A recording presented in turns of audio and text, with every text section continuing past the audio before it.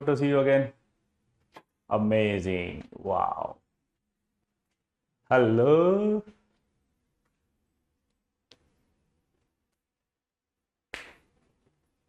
क्या मैं दिखाई दे रहा हूँ भाई? मेरी आवाज आ रही है लल्ला? क्या हम तैयार हैं मचाने के लिए हल्ला? बोलो, क्या हम तैयार हैं? हाय हाय हाय हाय हाय, वीडियो आ रहा भाई, वीडियो वीडियो वीडियो वीडियो, जल्दी बोलो।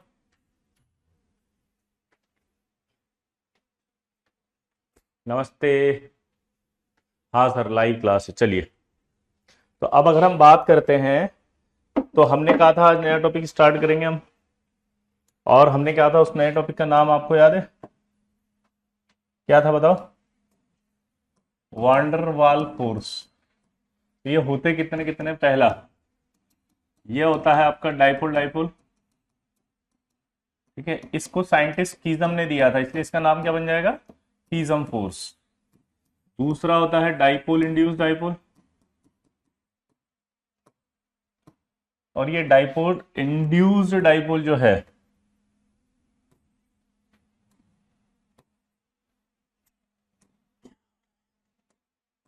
हाँ, ये जो डाइपोल इंड्यूस डाइपोल एक साइंटिस्ट ने दिया था डिबाई, इसलिए इसे डिबाई फोर्स कह देते हैं। तीसरा होता है instantaneous dipole induced dipole interaction. इसे एक साइंटिस्ट ने दिया था लंदन ने, इसलिए इसका नाम हो जाता है लंदन डिस्पर्सन फोर्स। ठीक है, पक्का? 12th की केमिकल बॉन्डिंग स्टार्ट कर दी है अपन ने अभी, ये वंडरवाल फोर्स से, है ना। चौथा होता है आयन डाइपोल। और ये पांचवा होता है आयन इंड्यूस्ड डाइपोल।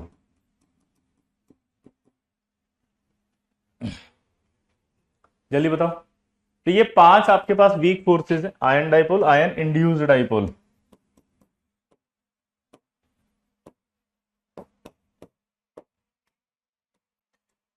उनमें से ये तीन फोर्स होते हैं वांडरवाल फोर्स। तो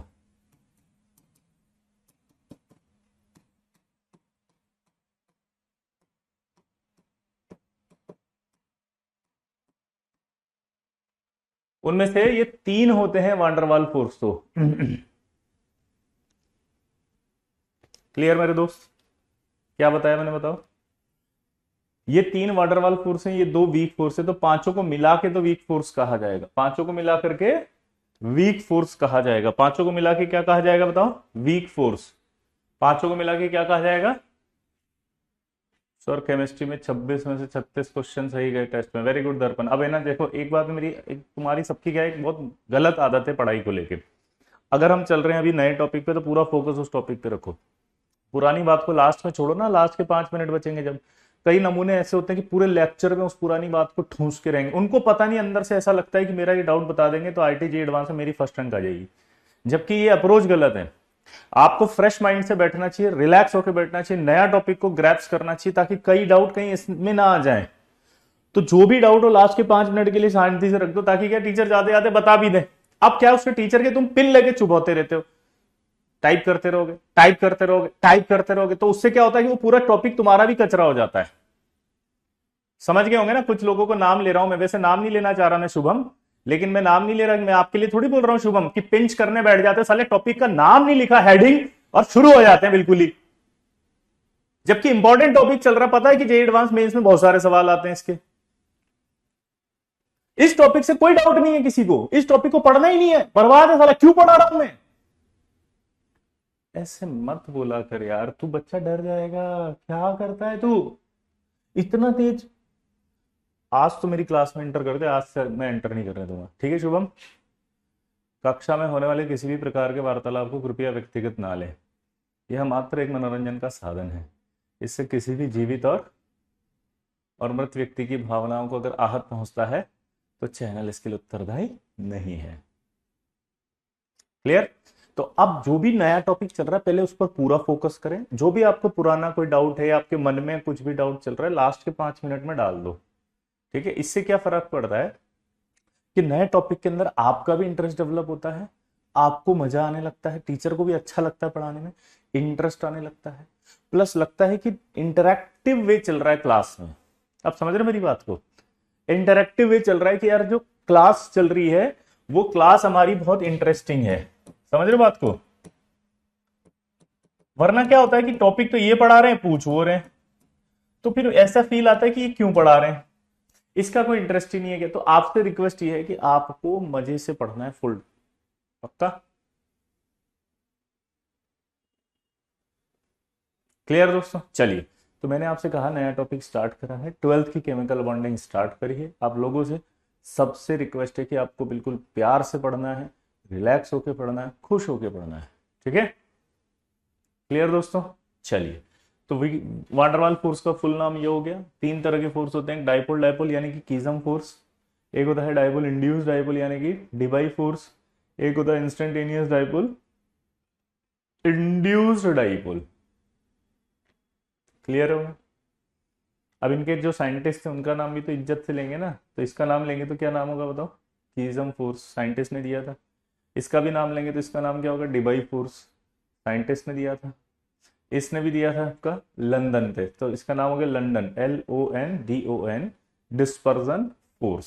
शॉर्ट फॉर्म में लंदन फोर्स भी बोल सकते हैं आप, और LDF भी बोल सकते हैं, यानी कि LF भी लिखा सकता है और LDF भी लिखा सकता है। फिर होगा आयन डाइपोल और फिर आयन इंड्यूस्ड डाइपोल, ठीक है? ये 500 को मिला के वीक फोर्स बोला जाता है। क्या बोला जाता है बताओ? Weak force.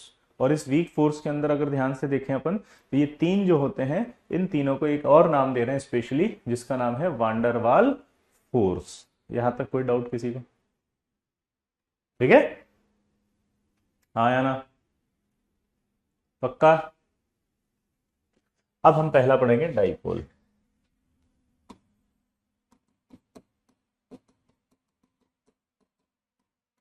तो ये जो डाइपोल डाइपोल इंटरेक्शन चल रहा है ना, ये डाइपोल डाइपोल इंटरेक्शन क्या होता है, उसको पढ़ने के लिए सबसे पहले हमें डाइपोल के बारे में समझना पड़ेगा। जैसे जो मॉलिक्यूल्स होते हैं वो कई दो तरह के होते हैं। एक मॉलिक्यूल होते हैं डाई एटॉमिक, डाई एटॉमिक समझते हो? ऐसे जो दो एटम से मिलके बने हैं। और एक होता है पॉली एटॉमिक। डाई एटॉमिक भी दो तरह के होते हैं, एक होता है homonuclear diatomic molecule, जिनमें इलेक्ट्रोनेगेटिविटी का जो डिफरेंस है वो जीरो होता है। एक होता है हेट्रो न्यूक्लियर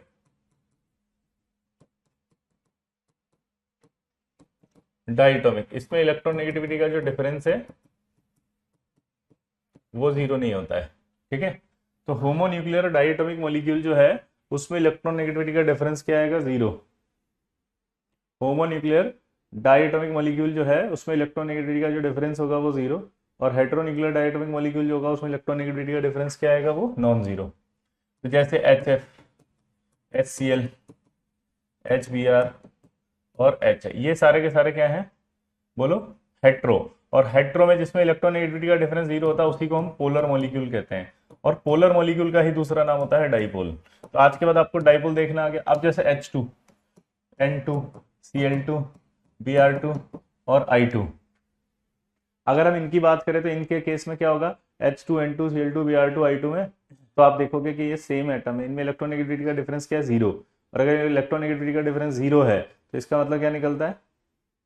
ये नॉन पोलर है। तो जब भी डाइएटॉमिक मॉलिक्यूल में इलेक्ट्रोनेगेटिविटी का डिफरेंस जीरो आ जाए, ये सारे के सारे क्या होंगे? Non polar. यहां तक क्लियर हो गया? अब आया पॉलीएटॉमिक। पॉलीएटॉमिक में आपको म्यू नेट निकालना पड़ेगा। म्यू नेट अगर वो जीरो आता है तो वो नॉन पोलर है, यानी वो डाइपोल नहीं है। और अगर म्यू नेट जीरो नहीं आता है तो इसका मतलब वो पोलर है, ठीक है, यानी कि डाइपोल है। इस तरह से आइडेंटिफाई करेंगे हम डाइपोल को। जैसे अगर मैं CCl4 लिखता हूं तो CCl4 देखने में तो ऐसा लग रहा है कि इलेक्ट्रोनेगेटिविटी डिफरेंस आएगा, यहाँ कार्बन यहाँ Cl है, Cl की इलेक्ट्रोनेगेटिविटी 3 होती है, कार्बन की इलेक्ट्रोनेगेटिविटी 2.5 होती है, ठीक है? तो इसका मतलब ये निकलता है कि यार ये 2.5 है, ये 3 है, तो इसका मतलब यहाँ पर डिफरेंस आएगा इलेक्ट्रोनेगेटिविटी का। लेकिन इसमें इलेक्ट्रोनेगेटिविटी नहीं देखते। इलेक्ट्रोनेगेटिविटी किसमें देखनी है? सिर्फ डाइएटॉमिक में। मतलब इसमें क्या देखेंगे? इसमें आपको वेक्टर, म्यू नेट मतलब होता है वेक्टर। जैसे एक वेक्टर इसका यहां होगा, एक वेक्टर इसका यहां होगा, एक वेक्टर इसका यहां होगा, एक वेक्टर इसका यहां होगा, तो इन दोनों का जो वेक्टर होगा वो इन दोनों का जो वेक्टर होगा वो, तो रिजल्टेंट क्या आ गया देखो 0।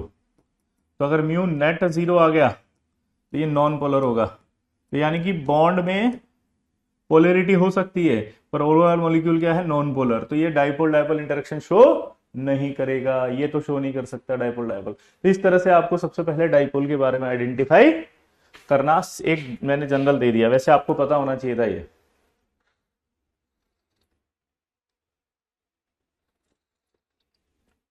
ठीक है, क्लियर दोस्तों। और ये वैसे पूरा टॉपिक मैंने डाइपोल इसी कोर्स में पढ़ा है 11th वाले में। ठीक है, मैं आपसे फिर से बोल रहा हूँ, ये 12th वाला केमिकल बॉन्डिंग चालू हो गया। यहां तक कोई दिक्कत है? एक बार और मैंने आपके लिए पढ़ा दिया, ठीक है ना। अब आप आगे बढ़ेंगे तो अब आपको डाइपोल डाइपोल इंटरेक्शन देखना है। कैसे देखेंगे देखो, अगर मान लो ये आपका HCl है और ये भी आपका HCl है,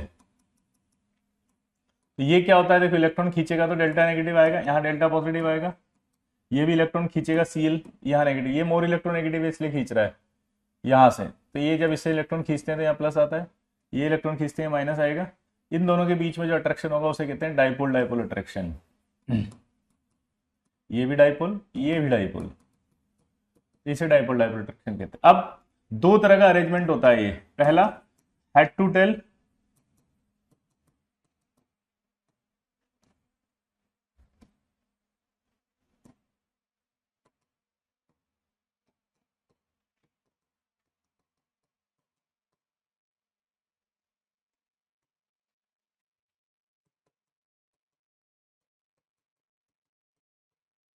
arrangement of dipole dipole interaction. पहला होता है head to tail. Head to tail में क्या होता है देखो, आमने सामने होंगे, हेड टू टेल, मतलब ये आपका देखो टेल हो गया एक तरह से, और ये इसको कहा जाएगा हेड।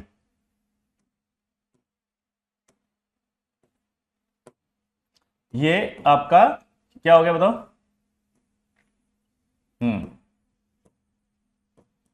ये भी डाइपोल है, ये भी डाइपोल है, तो ये आपका डाइपोल हो गया, ये भी डाइपोल हो गया, तो हेड टू टेल। ये डाइपोल डाइपोल हो गया, ठीक है। दूसरा होता है हेड टू टेल के बाद एंटी पैरेलल।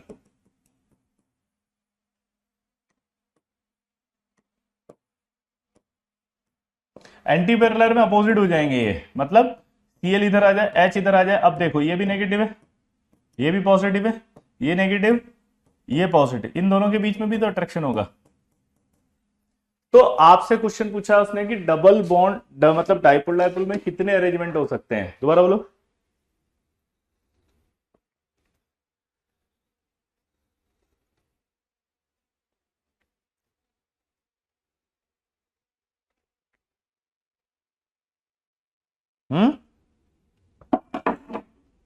बोलो।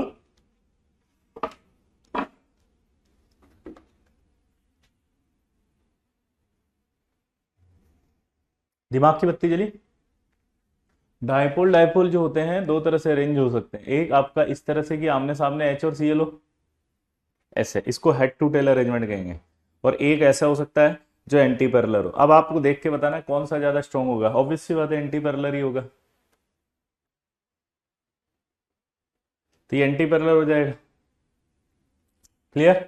तो anti parallel arrangement is a better arrangement. क्या लिखेंगे हम बताओ? Anti parallel arrangement is a better arrangement than head to tail. Clear दोस्तों? क्या बोलेंगे बताओ नोट करके कि anti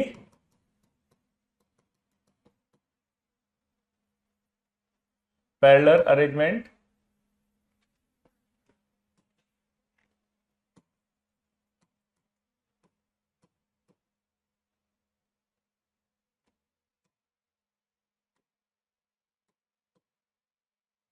is better than head to tail.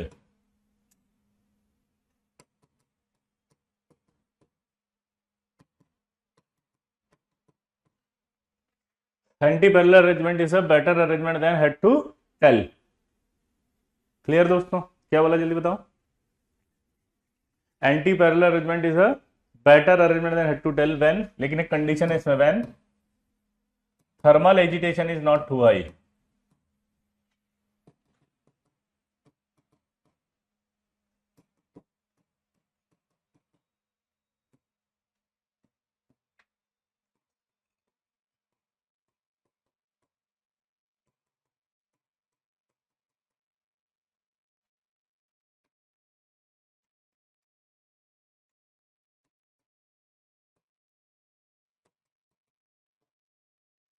तो anti parallel arrangement is a better arrangement than head to tail, ये तो clear हो गया।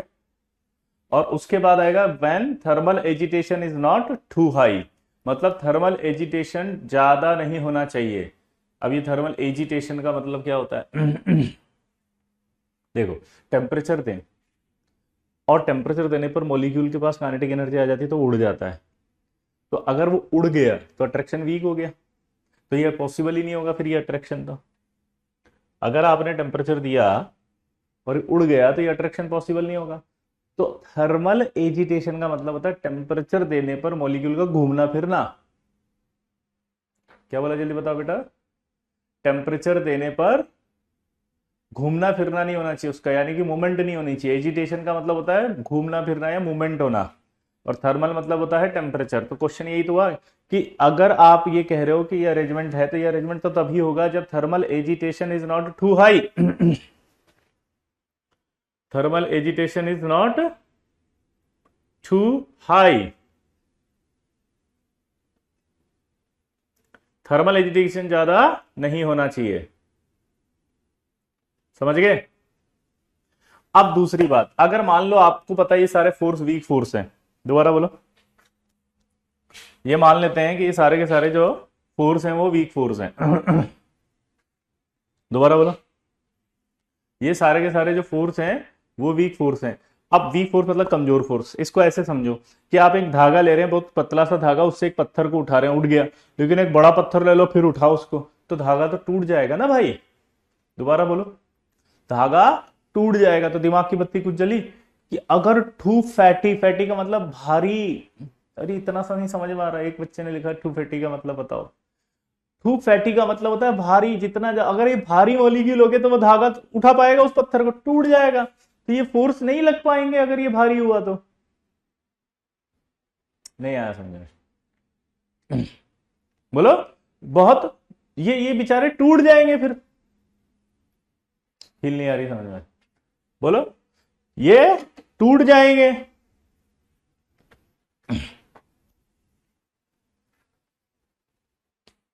समझ गए मेरी बात को? तो ये कह रहा है कि ये अरेंजमेंट तभी होगा जब थर्मल एजिटेशन ना हो और मॉलिक्यूल टू फैटी ना हो। समझ गए? सिंपल है ना? दिल दिल से लो, पतला सा बेचारा वीक फोर्स है, तो वीक फोर्स में भारी मॉलिक्यूल लोगे तो टूट जाएगा वो फोर्स तो। अच्छा, एक मजेदार बात और सुना।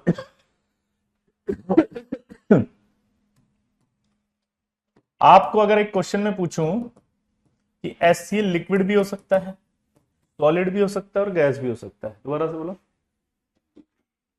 HCl लिक्विड भी हो सकता है, सॉलिड भी हो सकता है और गैस भी हो सकता है। तो दिमाग की बत्ती जलाएं।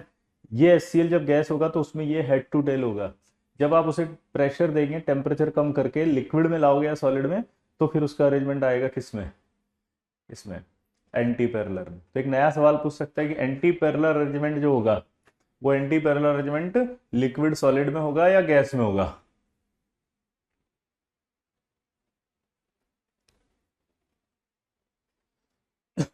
ऑब्वियस सी बात है, लिक्विड और सॉलिड में एंटी पैरेलल होगा, गैस में। अब ये मत कहना यार कि HCl सॉलिड कैसे होती है। तो आपको पता है हर एक गैस को हम टेम्परेचर घटा के प्रेशर बढ़ा के सॉलिड बना सकते हैं। जैसे आप वाटर देखते हो, वाटर भी तो आपका सॉलिड होता है। कैसे? जब आप फ्रीजर में पानी को रख देते हो ट्रे में, तो आपको पता है क्या होता है, वो सॉलिड हो जाता है ना आइस की फॉर्म में, ऐसे। ठीक है रितु? रितु जी लिख रही है भयंकर, सॉलिड वो। अरे टेम्परेचर कम कर दोगे तो किसी भी गैस को सॉलिड बना सकते हो आप। ठीक है? और ये भी पता चल रहा है कि भाई अट्रैक्शन ज्यादा हो जाएगा अगर आपने क्या किया, टेम्परेचर को कम करके प्रेशर को बढ़ा दिया। अब दूसरा देखो, डाइपोल, इंड्यूस्ड डाइपोल।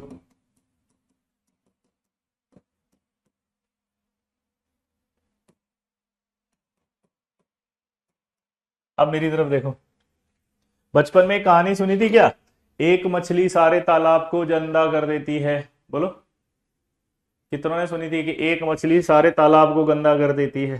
तो एक मछली सारे तालाब को गंदा कर देती है। दूसरा, आपको बचपन में पेरेंट्स कहते थे बेटा इस दोस्त के साथ मत रहा कर, हम बोलते क्यों बेटा इसकी तरह हो जाएगा बिना पढ़ने लिखने वाला। और एक और सलाह देते थे कि ऐसे दोस्त बनाओ जो पढ़ने लिखने वाले हों, जो इंटेलिजेंट हो। और राजीव जी शीट के क्वेश्चन अभी नहीं हो रहे तो आपने ना पूरा रिवीजन करना पड़ेगा, है ना बेटा। ये सारे डाउट आपसे रिक्वेस्ट थे, लास्ट के 5 मिनट में पूछ लेना, है ना। अभी इधर देखो जिसका छूट जाए वो पीछे लिखने के लिए ना कहे प्लीज, क्योंकि आप स्लो हैं तो आपके पीछे हम स्लो नहीं बन सकते, हमें स्पेस मेंटेन करके रखना पड़ेगा, है ना कीर्ति। आई थिंक आप सबको साथ देना पड़ेगा, नहीं तो फिर लास्ट में हमारे साथ ही दिक्कतें हो जाएगी। आपको हो सकता है कि अभी मैं अच्छा ना लगूं, लेकिन मेरी ये बातें आपको बाद में अच्छी लगेंगी बेटा, क्योंकि क्लास को हम एक बच्चा जो स्लो है उसके हिसाब से नहीं चला सकते, बल्कि उस स्लो को स्पीड करना पड़ेगा ना, स्लो को स्पीड अप करना पड़ेगा, क्योंकि आपको भी स्पीड करना। आप भूल जाते हैं जब आप आते हैं कि हम ड्रॉपर बैच में हैं, आप भूल जाते हैं कि हम 11th क्लास में नहीं है या हम 12th क्लास में नहीं। कुछ बच्चे मुझे फोन करते हैं कई बार मैसेज डाल देते हैं, मेल कर देते हैं, ठीक है, क्या लिखते हैं वो सुनना जरा। बोला सर आपने ये वाला टॉपिक तो मैंने देखा था सर, इसको तो आपने 6 लेक्चर में पढ़ाया था, और सर मैं अभी देख रहा हूं तो इसको मैं 4 लेक्चर में ही कंप्लीट हो गया, सर ये समझ नहीं आ रहा क्या है।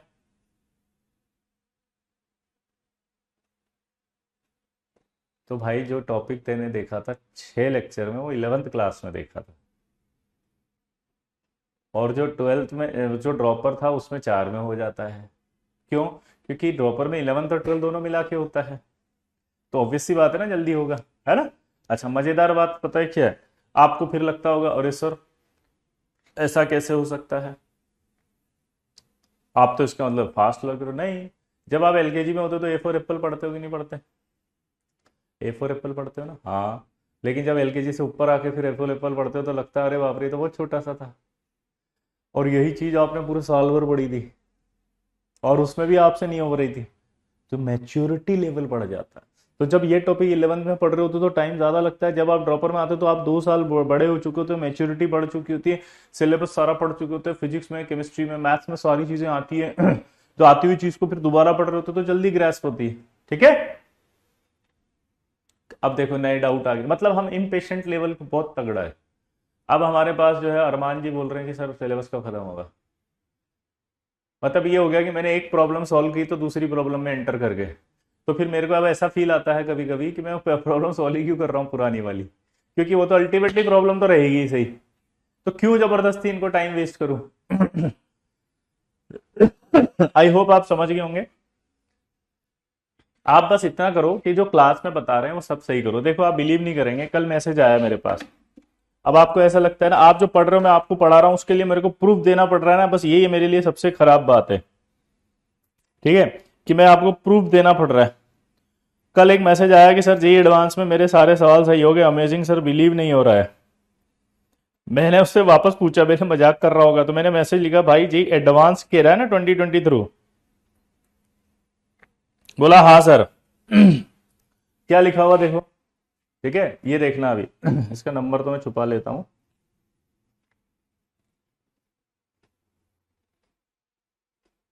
दिख रहा है, कुछ दिखा, इसमें लिखा हुआ है, मैं पढ़ता, सर अनबिलीवेबल सर, इनऑर्गेनिक के सारे क्वेश्चन एडवांस के सही हो गए। मैंने लिखा जे एडवांस 23 की बात कर रहे हो या शीट की बात कर रहे हो पीवाई की उसकी, बोला नहीं सर जे एडवांस 23 की बात कर रहा हूं सर, आपके अकॉर्डिंग में जो चैप्टर्स आपने बताए थे वो पढ़कर गया था और सारे सही हो गए। तो मैं आपको इसलिए तैयार कर रहा हूं कि आपके एडवांस में सही हो जाएं, आप अभी भी डीपीपी शीट ये दे दो वो दे दो इसमें उलझे हुए, इनकी कोई जरूरत नहीं। अगर आपने ये सारी चीजें कर ली तो आपको सब मिलेगा, शीट भी मिलेगी, डीपीपी भी मिलेगी, सब मिलेगा, लेकिन पहले कंप्लीट थ्योरी अच्छे से दिमाग में जाने दो। मैं आपसे विश्वास दिलाता हूं सारे सवाल हो जाएंगे सब सही आप इतना वो मत करो, आपको प्रैक्टिस करनी है, आप अपना टाइम फिजिक्स में लगाओ अच्छे से, प्रैक्टिस करनी है मैथ्स में लगाओ अच्छे से, प्रैक्टिस करनी है फिजिकल केमिस्ट्री में लगाओ, ये नीडेड है इनमें प्रैक्टिस बहुत ज्यादा। मेरे सब्जेक्ट में आप सिर्फ क्लास में आओ, मैं जितना कर रहा हूं उसको घर जाके थ्योरी को याद कर दो, याद करते जाओ पहले अच्छे से, जब से ही याद करोगे फिर उसके बाद सवाल करोगे, सवाल हो जाएंगे। हमारे यहाँ ऐसे नहीं होता है कि एक टॉपिक दिया उस टॉपिक के सवाल करो, दूसरा दिया उसके करो, नहीं। हमारे यहाँ तो पहले चैप्टर कंप्लीट होने दो फिर उस चैप्टर के सवाल करो। क्यों? कनेक्टेड सवाल कोई भी हो सकता है। आपके माइंड को मुझे इतना ज्यादा विकसित करना है कि आप उस सवाल को पढ़ के कंफ्यूज नहीं हो कि इसमें वीबीटी लगाऊं या बैंड रूल लगाऊं या वेस्पर लगाऊं या हाइड्रोलिसिस से करूं। मैं आपको वो बिल्डअप देना चाहता हूं कि आप देखो और तुरंत हो जाए। तो जो भी होगा वो सब केमिकल बॉन्डिंग के बाद हम करेंगे डिस्कशन सब चीजों का, ये सब चीजों की बात अभी नहीं करेगी। तो इस तरह की सारी चीजें हटा दो दिमाग से, बस फॉलो करना है टीचर को तो आंख बंद करके ब्लाइंडली करो ट्रस्ट के साथ, तब जाके एडवांस में फायदा मिलेगा। समझ गए बात को? सब सीख जाओगे, सब सवाल हो जाएंगे, अभी टेंशन मत लो। चलो, तो हमने बचपन में सुना था कि इसके साथ मत रहा करो, क्योंकि उसके साथ रहते तो उसके जैसे हो जाते, उसको कहते हैं इंड्यूस होना। जैसे ये आपका HCl है, अब इस HCl यानी कि पोलर के पास, दिस इज द पोलर, या किसी को अपन डाइपोल कह सकते हैं। जब एक नॉन पोलर जैसे कि CH4, कोई भी नॉन पोलर हो उसकी स्टडी करने के लिए हम उसे क्या मानेंगे? गोला। ये क्या है? नॉन पोलर है, या ये CH4 है। उस केस में क्या होता है कि ये जो H+ है, ये H+ इसके इलेक्ट्रॉन क्लाउड को अपनी ओर खींचना शुरू कर देता है, जिसकी वजह से यहाँ नेगेटिव यहाँ पॉजिटिव आ जाता है। अब ये पहले डाइपोल नहीं था, ये पहले डाइपोल नहीं था, बाद में बना। ये पहले डाइपोल नहीं था, बाद में बना, इसलिए इसका नाम पड़ता है इंड्यूस्ड डाइपोल। इंड्यूस्ड डाइपोल इसलिए क्योंकि इसने इंड्यूस किया है, इंड्यूस डाइपोल क्योंकि इसने इंड्यूस किया उसको इसलिए क्योंकि इसने इंड्यूस्ड किया है इसको। क्लियर? तो इसका मतलब कौन सा फोर्स हो गया? ये डाइपोल इंड्यूस है। लेकिन अगर मैं नॉन पोलर का साइज बढ़ा दूं, दिमाग की बत्ती जलाओ, तो क्या होगा? ये अट्रैक्शन बढ़ेगा या घटेगा? तो इसको समझना, जब मैंने इसका साइज बढ़ा दिया तो ये जो न्यूक्लियस है इसका अट्रैक्शन इस पर कम लगा। इस न्यूक्लियस का अट्रैक्शन अगर इस पर कम लगेगा तो ये अपनी ओर ज्यादा खींचेगा, इसको अपनी ओर ज्यादा खींच लेगा। ज्यादा खींचेगा तो क्या होगा? नेगेटिव ज्यादा आएगा, पॉजिटिव ज्यादा आएगा, तो अट्रैक्शन जो होगा ज्यादा हो जाएगा। तो क्या ये स्टेटमेंट सही है? Even size of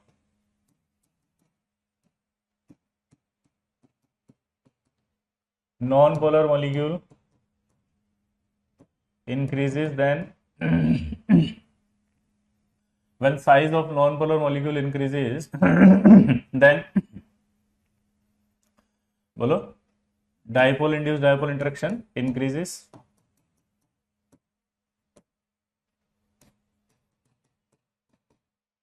then dipole induced dipole interaction increases. Clear? So when size of non-polar molecule increases then dipole induced dipole interaction increases. और इसका एक नाम अभी बताया था अपन ने, कौन सा फोर्स था बताओ? dy force. कोई डाउट किसी को? कोई डाउट किसी को बोलो? तो when size of non-polar molecule increase then a dipole induced dipole interaction increase.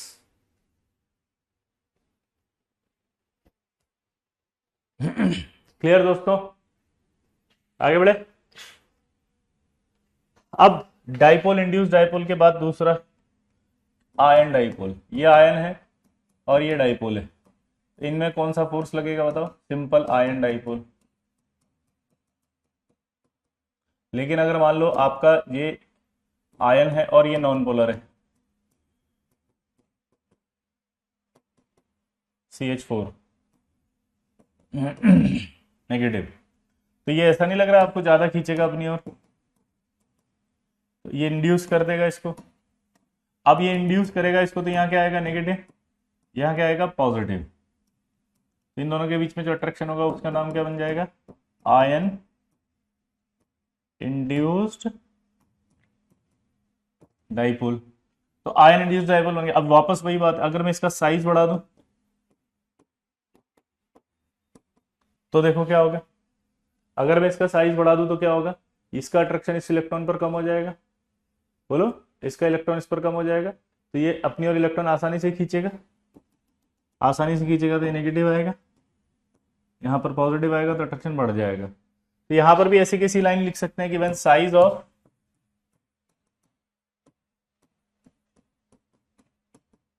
Non polar molecule increase ion induced dipole increases. क्या बोल सकते हो बताओ? When size of non polar molecule increase,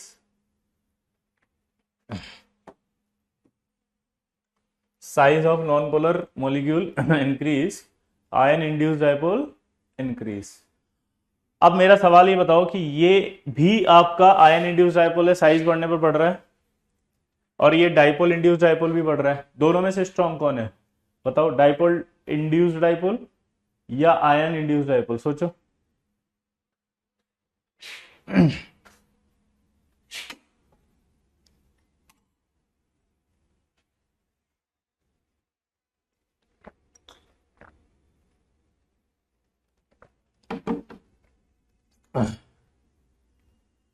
अब देखो नव्या बार बार लिख रही है कि ये फैटी नहीं होगा। नहीं बेटा, फैटी वाला कॉन्सेप्ट किस पर था? डाइपोल डाइपोल पे।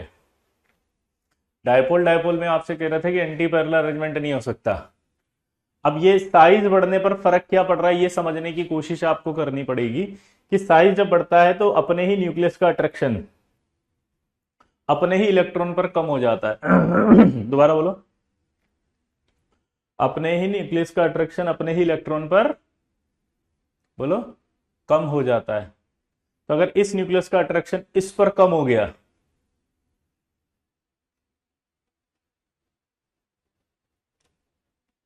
बोलो, अगर इस न्यूक्लियस का अट्रैक्शन इस पर कम हो गया तो ये आसानी से खींचेगा, तो ज्यादा खींचते ही ज्यादा नेगेटिव आएगा तो अट्रैक्शन ज्यादा होगा ना, इसलिए साइज बढ़ने पर ये अट्रैक्शन बढ़ जाते हैं। ऐसे ही यहां पर भी हो रहा है, साइज बढ़ने पर इस न्यूक्लियस का अट्रैक्शन इस पर कम हो जाएगा तो ये वाला इलेक्ट्रॉन, ये वाला कैटायन है वो अपनी ओर ज्यादा खींचेगा।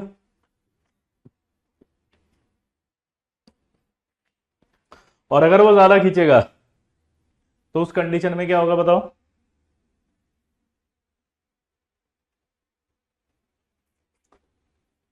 अट्रैक्शन ज्यादा बढ़ेगा। अब दिमाग की बत्ती ये जलेगी, यार ये वाला स्ट्रॉन्ग है या वो वाला? तो सिंपल सी बात है, ये पार्शियल चार्ज है डेल्टा पॉजिटिव, यहां कंप्लीट चार्ज है, तो ऑब्वियस सी बात है कि आयन वाला ज्यादा स्ट्रॉन्ग होगा, आयन वाला ज्यादा स्ट्रॉन्ग होगा, हाँ या ना? अगला देखो, अब आएगा पांचवा फोर्स, उसका नाम क्या था बताओ? Instantaneous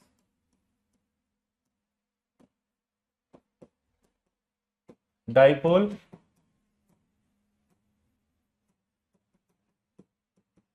induce dipole. क्या नाम है जल्दी बताओ? Instantaneous dipole induce dipole interaction. तो instantaneous dipole induced dipole interaction क्या होता है इसको समझना। इसको समझने के लिए बहुत इंपॉर्टेंट बात आएगी, ध्यान सुनना। क्या आएगी? ध्यान सुनना कि पहले के जमाने में ये कहा जाता था कि जो पॉजिटिव नेगेटिव होते हैं वो ये अट्रैक्ट करते हैं, सबको पता होगा ये तो। चार्ज होना चाहिए भाई तभी अट्रैक्शन होगा कैटायन और एनायन के बीच में, हाँ है ना? तो चार्ज होना चाहिए कैटायन एनायन के बीच में तभी अट्रैक्ट होगा। क्लियर? बोल तो दो यार कि अगर चार्ज होगा तभी अट्रैक्ट होगा। हाँ तो बोल दो क्लियर। तो फिर नॉन पोलर मॉलिक्यूल अट्रैक्ट कैसे हो सकते हैं? क्योंकि नॉन पोलर के बीच में तो कोई चार्ज नहीं होता, नॉन पोलर में तो चार्ज होगा नहीं, तो वो कैसे अट्रैक्ट हो रहे हैं, वो कैसे दिक्कत दे रहे हैं? तो डाउट कहां से क्रिएट हुआ साइंटिस्टों के बीच में? जब उन्होंने देखा कि नॉन पोलर गैस जैसे H2 है, CH4 है, N2 है, उसका लिक्विफिकेशन हो गया। नॉन पोलर गैस फील लेना, नॉन पोलर गैस का लिक्विफिकेशन हो गया। लिक्विफिकेशन का फील लो कि जो गैस होती है अगर उसमें अट्रैक्शन बढ़ जाए तो वो लिक्विफाइड हो जाती है, वो सॉलिडिफाई हो जाती है। समझ रहे हो? वो लिक्विफाई होती है, सॉलिडिफाई होती है, वो अट्रैक्शन बढ़ जाता है। इसका मतलब क्लियर था कि अगर H2 लिक्विफाई हो रही है, N2 लिक्विफाई हो रही है, CH4 लिक्विफाई हो रही है, तो उनके बीच में कोई ना कोई अट्रैक्शन था। पहला आपको विजन आया, कॉज आया कि इंटरमोलिकुलर फोर्सेस क्यों होते हैं। इंटरमोलिकुलर फोर्सेस के बारे में पता कैसे चला? क्या बोला मैंने? इंटरमोलिकुलर फोर्सेस के बारे में पता कैसे चला?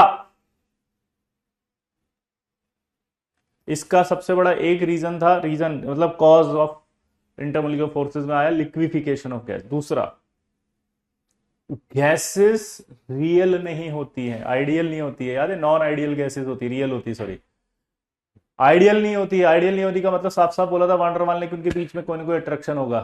तो फिर अट्रैक्शन HCl में तो समझ में आ गया कि डाइपोल डाइपोल होगा, फिर H2 में क्या होगा? और सबसे खतरनाक बात हुई जब नोबल गैसों का लिक्विफिकेशन हुआ। नोबल गैस तो वो होती है जो रिएक्ट ही नहीं करती मेरे दोस्त। नोबल गैस तो होती है जो कभी भी किसी के साथ बॉन्ड भी नहीं बनाना चाहती थी उस समय, वो लिक्विफाई कैसे हो सकती है? समझ रहे हो? तो वो लिक्विफाई कैसे हो गई? वो तो कभी हो ही नहीं सकती। पॉइंट को समझे? तो नोबल गैसों का लिक्विफिकेशन, नोबल गैसों का जो है वो आइडियल बिहेवियर, ये भी डाउट क्रिएट हुआ। फिर एक फिनोमिना होता है Joule Thomson effect.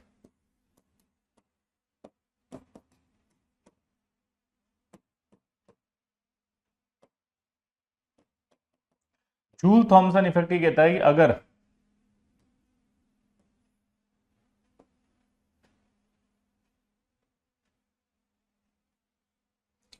Joule Thomson effect ये कहता है कि अगर मान लो, ठीक है, ये दिख रहा है, इसमें से एक छोटे से छेद में से अगर गैस को प्रेशर के साथ पास किया जाए तो गैस सॉलिडिफाई हो जाती है। सिंपल फंडा है ना कि गैस है, उसको एक छोटे से छेद से प्रेशर के साथ पास करे तो वो सॉलिडिफाई हो जाती है। सॉलिडिफाई हो गई गैस, इसका मतलब साफ साफ निकलता है कि यहां कोई अट्रैक्शन था। तो तीसरा एक रीजन आया, क्या रीजन आया? कि अट्रैक्शन कहां से आया, ये आया समझ में? तो ये अट्रैक्शन आया कहां से? तो तीन रीजन हो गए कि, बोलो बोलो, तीन रीजन कौन कौन से हुए? बोलो, तीन रीजन कौन कौन से हुए? पहला, कॉज ऑफ इंटरमोलिकुलर फोर्सेस के लिए,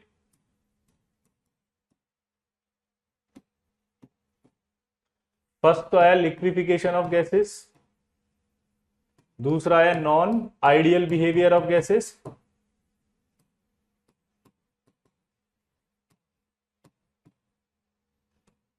और तीसरा आया जूल थॉमसन इफेक्ट।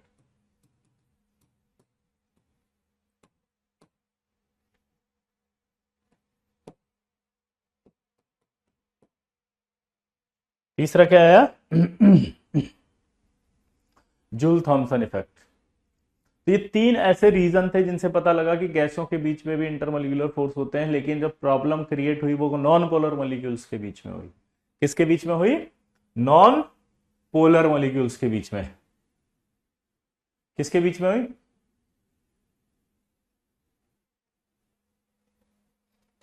अब आपके पास आया एक साइंटिस्ट जिसका नाम था लंदन, फ्रिट्ज लंदन। इन्होंने क्या बताया, ध्यान से सुनना।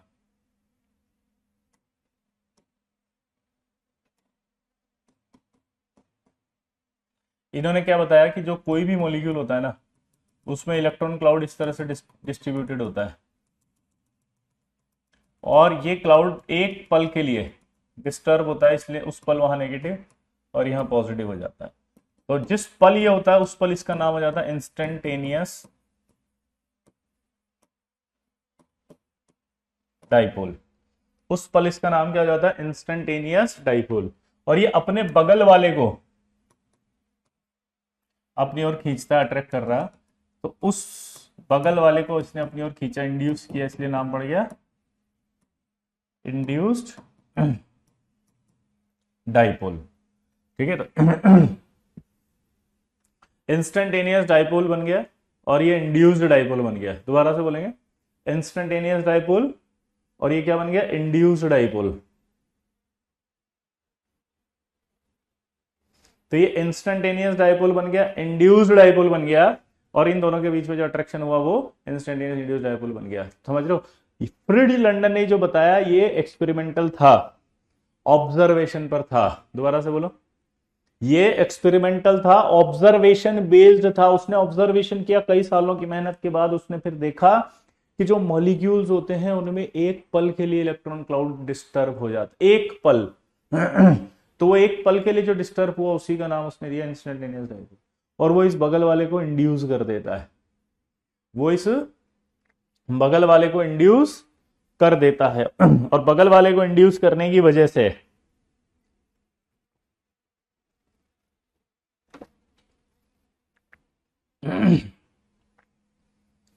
बोलो, इन दोनों के बीच में एक अट्रैक्शन डेवलप हो जाता है, उसे कहा जाता है इंस्टेंटेनियस इंड्यूस्ड डायपोल। अब एक और सवाल, अगर साइज बढ़ा दूं मैं इसका भी तो क्या होगा बताओ? ये एलडीएफ बढ़ेगा या घटेगा? कि when size of non polar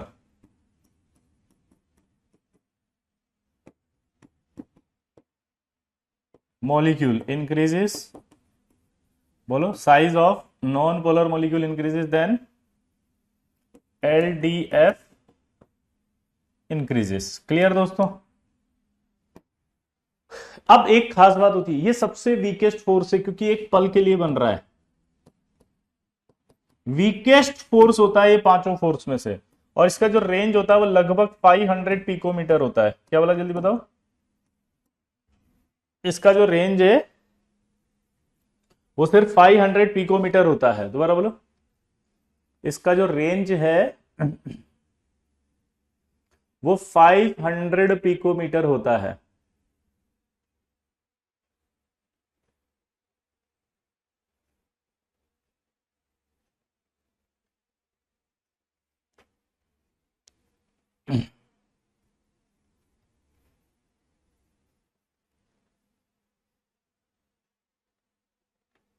five hundred picometre weakest force है, 500 पिकोमीटर है। समझिए बात को, सबसे वीक फोर्स है। अब खास बात ये होती है, पता है क्या? उसने जब स्टडी करी तो क्या पाया? उसने स्टडी करी तो ये पाया कि ये दुनिया के हर मॉलिक्यूल में होता है, चाहे वो पोलर हो, चाहे नॉन पोलर हो, चाहे आयनिक हो, हर एक मॉलिक्यूल में पाया जाएगा, हर एक मॉलिक्यूल में। तो इसका मतलब अगर मैं आपसे ये पूछूं कि जो लंदन फोर्स है वर्क्स इन,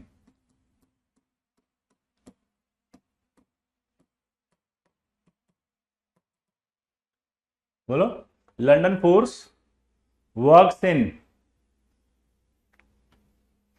बोलना जरा, लंदन फोर्स वर्क्स इन, तो आप बोल सकते हो पोलर,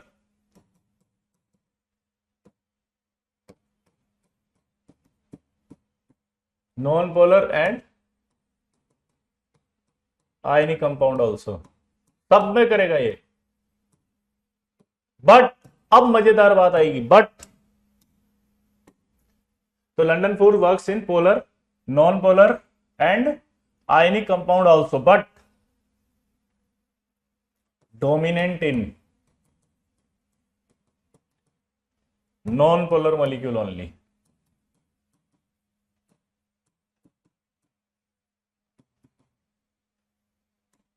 डोमिनेंट इन, बोलो, non polar molecule only, dominant in non polar molecule only. Clear? समझ गए बात को?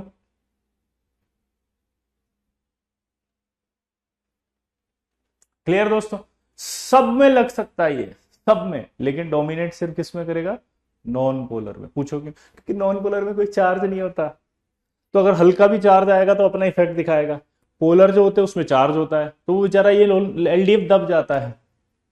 एलडीएफ का फुल फॉर्म था लंदन डिस्पर्जन फोर्स, और इंस्टेंटेनियस इंड्यूस्ड डाइपोल को ही बोलते हैं अपन लंदन डिस्पर्जन फोर्स। क्या बोला, जल्दी बताओ? लंदन डिस्पर्जन फोर्स जो है वो किसे बोलते हैं? इंस्टेंटेनियस इंड्यूस्ड डाइपोल इंटरेक्शन को। अब दोबारा देखो,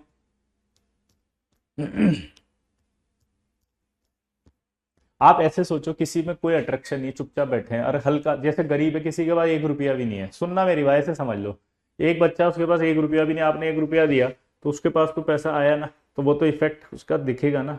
किसी के पास 100 रुपए थे और आपने उसको भी 1 रुपया दे दिया तो वो इफेक्ट नहीं दिखेगा। बस इतना सा कॉन्सेप्ट है कि जो नॉन पोलर होता है उस पर कोई चार्ज नहीं होते।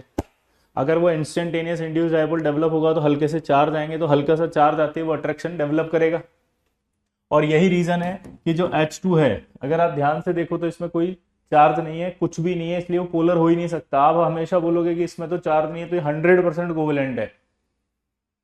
चार्ज नहीं है तो क्या बोलोगे आप, इसमें 100% कोवेलेंट है। लेकिन आज आपने सीखा कि 100% कुछ नहीं हो सकता, 100% कोवेलेंट कभी नहीं हो सकता। क्यों? क्योंकि उसमें इंस्टेंटेनियस इंड्यूस्ड डायपोल इंटरेक्शन आएगा। और इसके अंदर जब एक्सपेरिमेंट किया गया तो 2% आयनिक निकला ये, और 98% कोवेलेंट था। ये इसकी एग्जैक्ट वैल्यू है। अब आपसे पूछा कि 2% आयनिक कहां से आया, तो क्या बोलोगे? 2% आयनिक आएगा कहां से?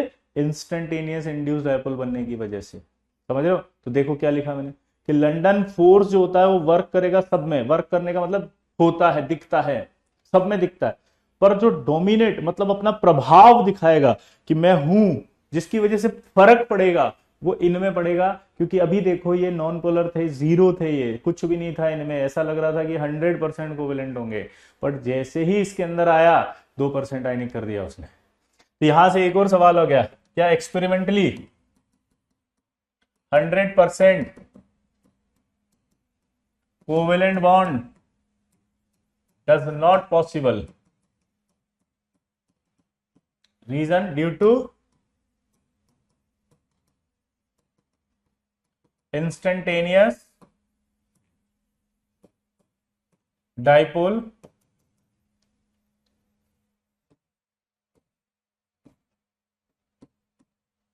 induced dipole interaction।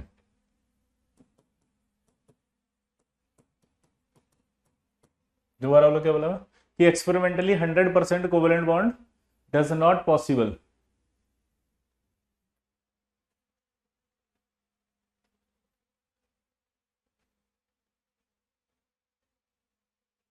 Due to instantaneous induced dipole interaction. ठीक है ना? अब एक और सवाल आएगा, क्या कि H2 मॉलिक्यूल या एक non polar molecule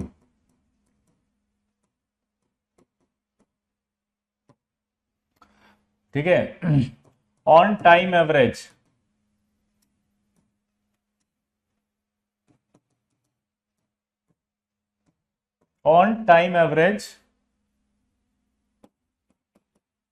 acts as a non-polar,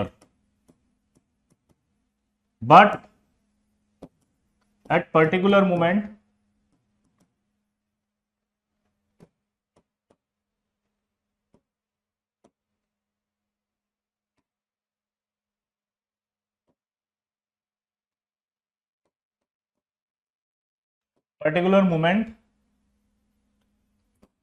it can acts as a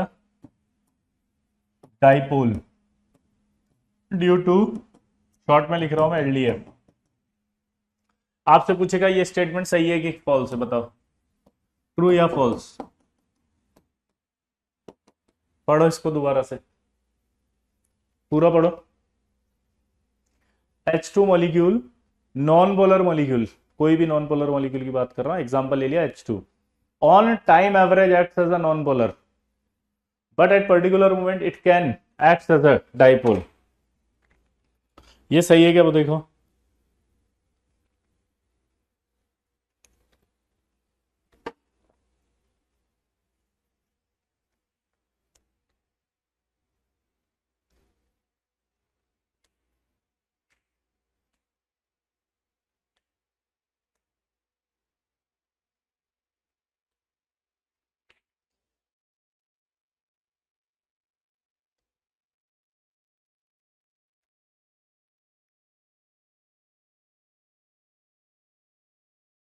true है। इसका मतलब समझो आप, ऑन टाइम एवरेज का डाउट क्यों आया?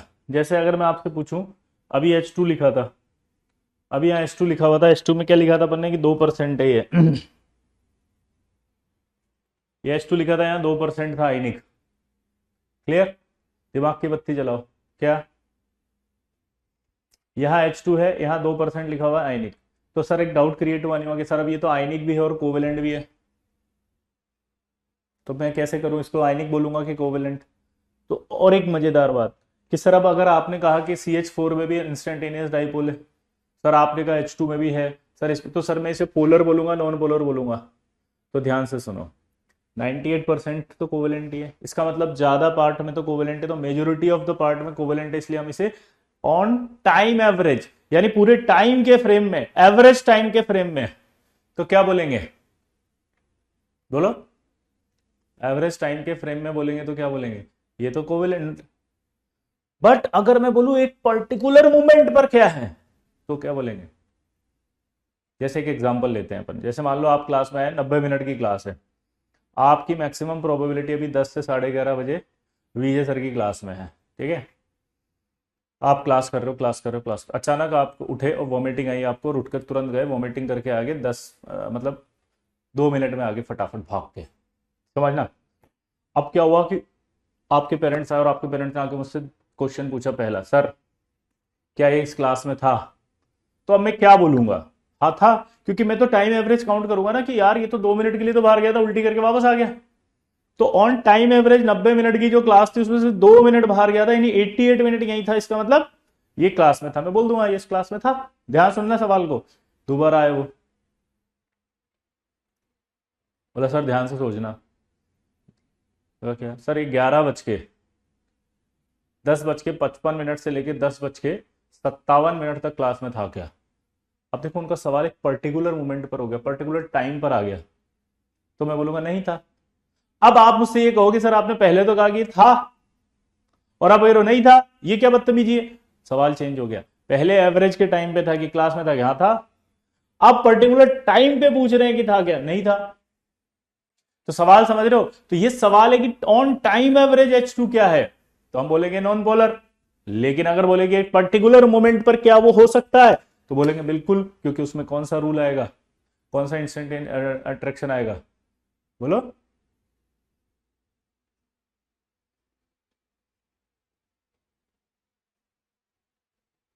फील आई कुछ? क्लियर? आगे बढ़े। पर्टिकुलर मूवमेंट की बात थी तो LDF था। आई होप आपको समझ में आ गया होगा। तो अब आपको सोचो कि जितने भी नॉन पोलर होंगे ना मॉलिक्यूल, उन सब में जो अट्रैक्शन का रीजन होगा वो कौन होगा? सिर्फ LDF। तो अगर आपसे एक और पूछे कि LDF works in solid, liquid और गैस, सही है क्या?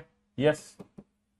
अब ये भी एक और बात है कि क्या LDF सिर्फ और सिर्फ, बोलो, सॉलिड, गैस या लिक्विड में लगेगा, या तीनों में लग सकता है, किसी एक में लगेगा? भाई किसी में भी, किसी भी फेज पे लगेगा वो तो। गैस में है, अगर आप अट्रैक्शन को बढ़ाना चाहते हो तो आप टेम्परेचर घटा के प्रेशर को बढ़ा दो। क्या बोला मैंने, बताओ? आप टेम्परेचर बढ़ा के टेम्परेचर घटा दो, प्रेशर बढ़ा दो। क्या बोला, जल्दी बताओ? टेम्परेचर घटा के प्रेशर बढ़ा दो। तो टेम्परेचर घटा के प्रेशर बढ़ा दो तो हो जाएगा, यानी कि सब में लगेगा, तो सॉलिड में, गैस में, लिक्विड में, तीनों में लगेगा, तो तीनों में वर्क करता है। ठीक है। अब कुछ क्वेश्चंस पूछेगा छोटे छोटे, देखें आपको आते हैं क्या। पहला वो कह रहा है कि which of the following interaction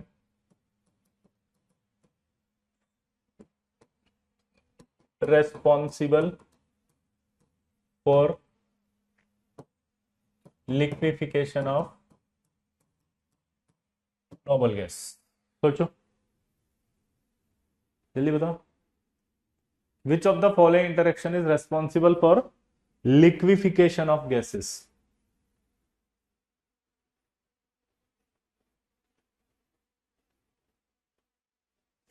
हाँ MD, बिल्कुल। फटाफट बताओ आंसर क्या है। LDF। ऐसा नहीं लग रहा है एड आता था, LDF LDF? नहीं आ रहा समझ में? मस्त ऐड आता था क्या, अगर आपने देखा हो तो हमारा आंसर भी सिंपल है, LDF LDF answer.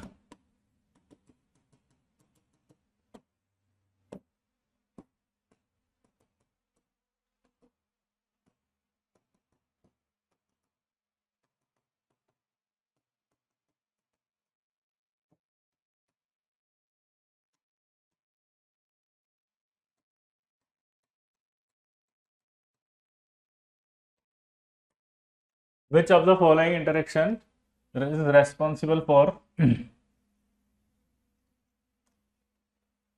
melting point and boiling point of noble gases?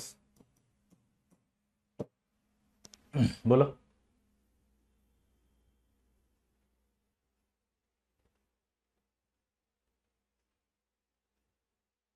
दूसरा सवाल आप ही को करना है क्योंकि थ्योरी में पढ़ा चुका हूं। दिमाग का इस्तेमाल करना, आईक्यू लेवल बढ़ाना है आज आपको।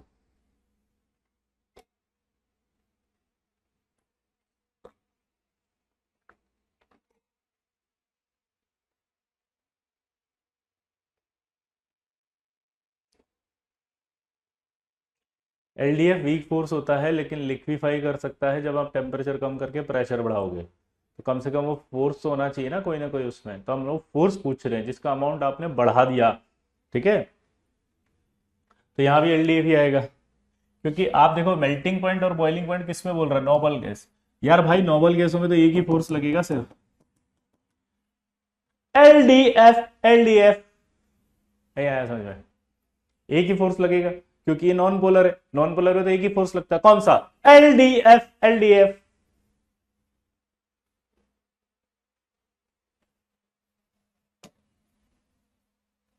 तीसरा सवाल,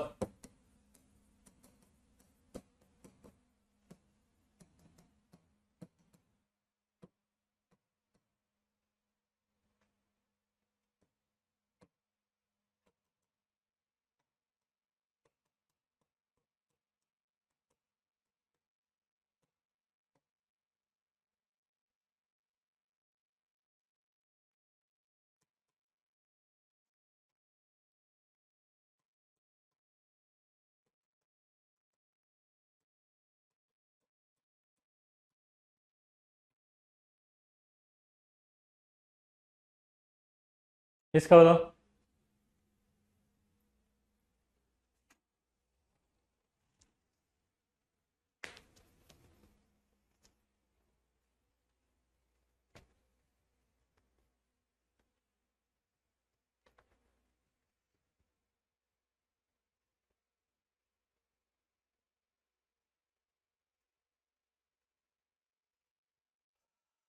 फिर से वही, एलडीएफ। एलडीएफ नहीं होगा, नहीं होगा। इसीलिए बोला था दिखावे पे ना जाओ, अपनी अक्ल लगाओ, सेंटर पे चिंगम चबाओ और जबान पे लगाम लगाओ। क्या बोला मैंने? एलडीएफ। एलडीएफ नहीं होगा। दिखावे पे ना जाओ, अपनी अक्ल लगाओ, सेंटर पे चिंगम चबाओ और जबान पे लगाम लगाओ। इसका आंसर एलडीएफ नहीं है। सोचो अब क्या होगा। चलो एक हिंट तो दे दिया मैंने कि एलडीएफ नहीं है, अब सोचो क्या होगा।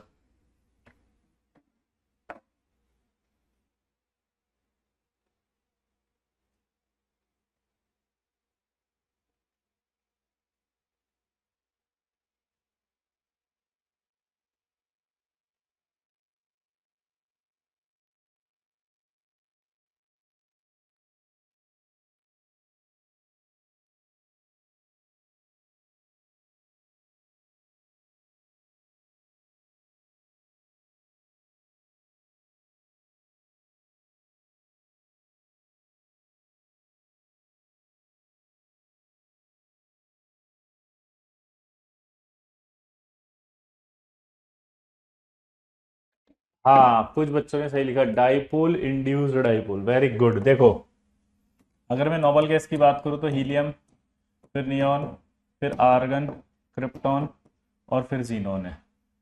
और ये आपका जो है वाटर है। मतलब इनको मैं गोले से बना देता हूँ। ठीक है, हीलियम, फिर नियॉन का थोड़ा साइज, आर्गन का थोड़ा और साइज,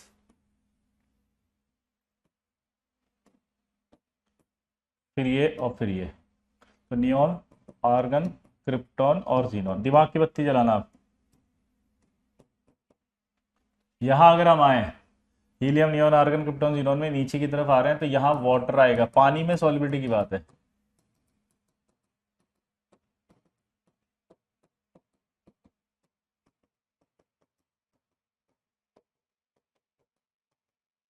अब आप इसको देख के बताओ, ये जो दिख रहा है ये इसको इंड्यूस करेगा। तो डाइपोल इंड्यूस डाइपोल इंटरेक्शन हुआ ना भाई। और ये इसको डाइपोल इंड्यूस डाइपोल हुआ। तो सबसे ज्यादा डाइपोल इंड्यूस डाइपोल नीचे वाले में ही तो आएगा। सबसे ज्यादा बोलो। डाइपोल इंड्यूस डाइपोल जो है वो किसमें होगा?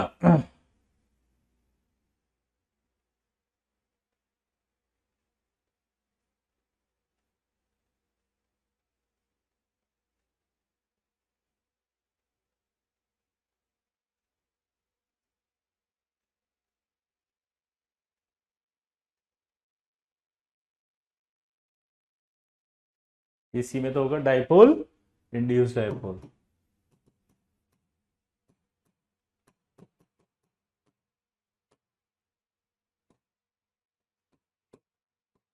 क्लियर हुआ दोस्तों? सबसे ज्यादा सॉलिबिलिटी किसकी होगी? इसकी। तो एक और बात बोल सकते हैं कि down the group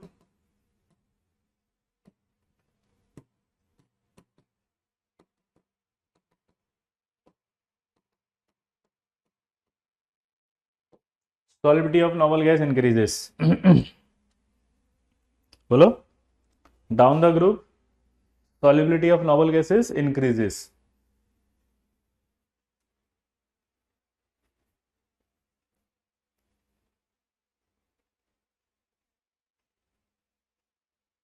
dipole induce dipole को डीबाई फोर्स भी कह सकते हैं। ठीक है, अगला देखो। अगर छोटे छोटे सवाल आए जैसे F2 है, Cl2 है, Br2 है, I2 है, अगर आपसे पूछे कि यार ये दोनों तो गैस होती है, लिक्विड होता है, ये सॉलिड होता है, इसी तरह से ये BF3 है, ये BCl3 है, और ये BBr3 है, और ये Bi3 है, ये दोनों गैस हैं, ये लिक्विड है, और ये सॉलिड है। वाई? आप इसका लॉजिक दे सकते हैं अगर आप देखो तो। चलो जल्दी बोलो, लॉजिक दे सकते हो? अच्छा, एक बच्चा लिख रहा है कि सर इसमें ना एलडीएफ भी तो होगा। बिल्कुल सही है, यहाँ एलडीएफ होगा और यहाँ डायपोल इंड्यूस डायपोल होगा। बेटा तो डायपोल इंड्यूस डायपोल स्ट्रॉन्गर है एलडीएफ से, तो डायपोल इंड्यूस डायपोल स्ट्रॉन्गर है, और साइज बढ़ने पर डायपोल इंड्यूस डायपोल और स्ट्रॉन्गर होता जा रहा है, तो स्ट्रॉन्गर फोर्स खींच लेगा ना अपनी ओर। ठीक है, यहां देख के बताओ तो नीचे आने पर क्या होगा? डाउन द ग्रुप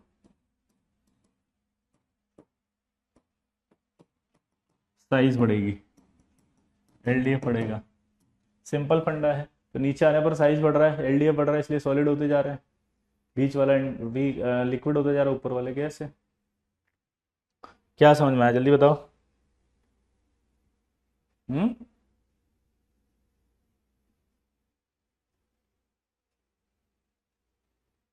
भाई नीचे आने पर अट्रैक्शन तो बढ़ ही रहा है ना। ठीक है, तो इस तरह के सवाल भी कर देंगे। अगला सवाल देखो।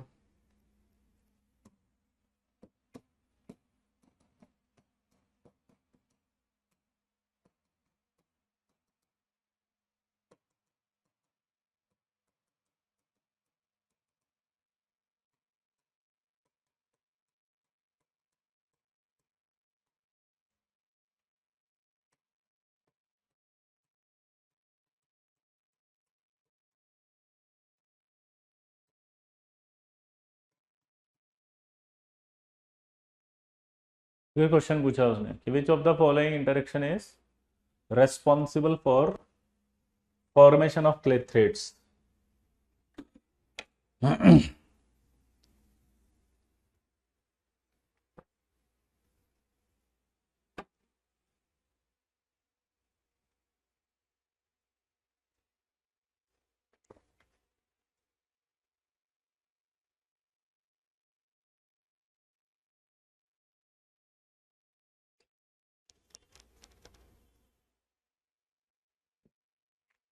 अब ये गाड़ी फंस गई हमारी। बताओ क्या क्ले थ्रेड क्या होता है? सर ये क्ले थ्रेड क्या होता है ये भी तो बता दीजिए please. LDF non polar molecules में लगता है अंशी। नॉन पोलर, वाटर तो पोलर था ना, तो जैसे ही अंशी पोलर आ जाएगा तो फिर तो डाइपोल इंड्यूस डाइपोल हो जाएगा ना। पोलर आते ही डाइपोल इंड्यूस डाइपोल हो जाएगा। अंशी समझ आ रहा है बेटा? क्ले थ्रेड देखो, क्ले थ्रेड कुछ नहीं होता कि जब पोलर मॉलिक्यूल है, जैसे ये पोलर मॉलिक्यूल है कोई भी, उस पोलर मॉलिक्यूल के अंदर नोबल गैस भेज दो, जैसे पानी हो गया, अल्कोहल हो गया, फिनोल हो गया, इनमें पोलर होते हैं, नोबल गैस पास करके क्रिस्टलाइजेशन करा दो। जब आप क्रिस्टलाइजेशन करा दोगे तो वो क्रिस्टल बन जाएगा, तो क्रिस्टल बन गया जैसे ये फिनॉल।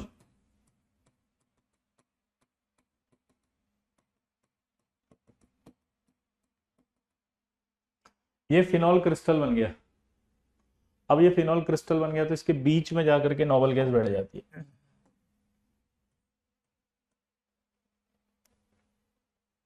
यहां पर नोबल गैस आ गई। यहां अगर आपके नोबल गैस आ गई तो क्या हुआ?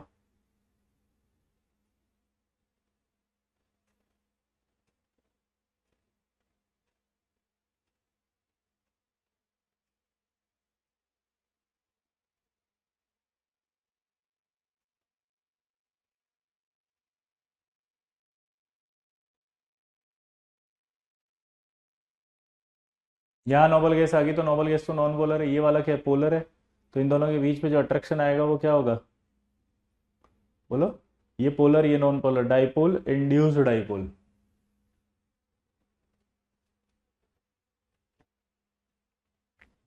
क्या बोला, जल्दी बताओ।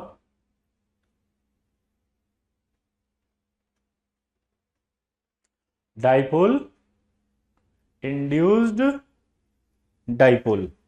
अपने आप ही समझ में आ रहा भाई?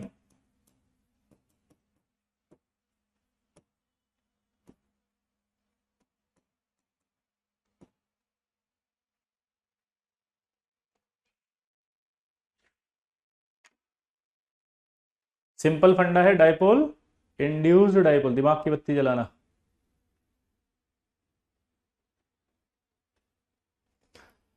Dipole, induce dipole. अब दिमाग एक समझो, फील लेना। अब आप अपने रूम में बैठे हो, ऊपर छत देखो अपनी। उस छत के अंदर मैंने एक गोला बना दिया ऐसे। अब ये छत के ऊपर एक गोला बन गया, अब आपको एक एक करके ऊपर से फेंक रहे हैं। अगर आप बहुत छोटे हो, बहुत ही पतले हो, तो सीधे धड़ाम से नीचे गिर जाओगे। और अगर आपका साइज उस गोले के साइज के बराबर है तो वहां पर ही अटक जाओगे। तो क्ले थ्रेड तभी बनते हैं जब इन नोबल गैसों का साइज इस वॉइड, इसको वॉइड कहा जाता है, जो गैप दिख रहा है, इस वॉइड के, बोलो,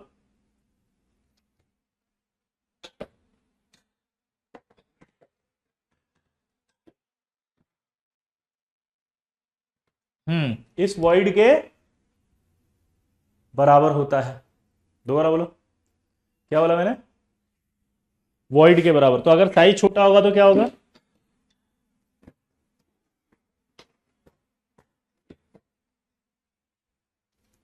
क्या होगा बताओ? क्ले थ्रेड नहीं बनेगा। तो इसीलिए नोट करके हम लिखेंगे, क्या लिखेंगे? कि helium and neon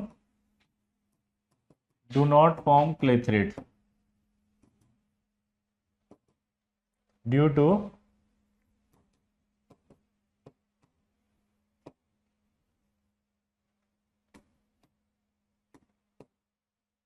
their small size. Helium and neon do not form clay threads due to their small size. Clear दोस्तों?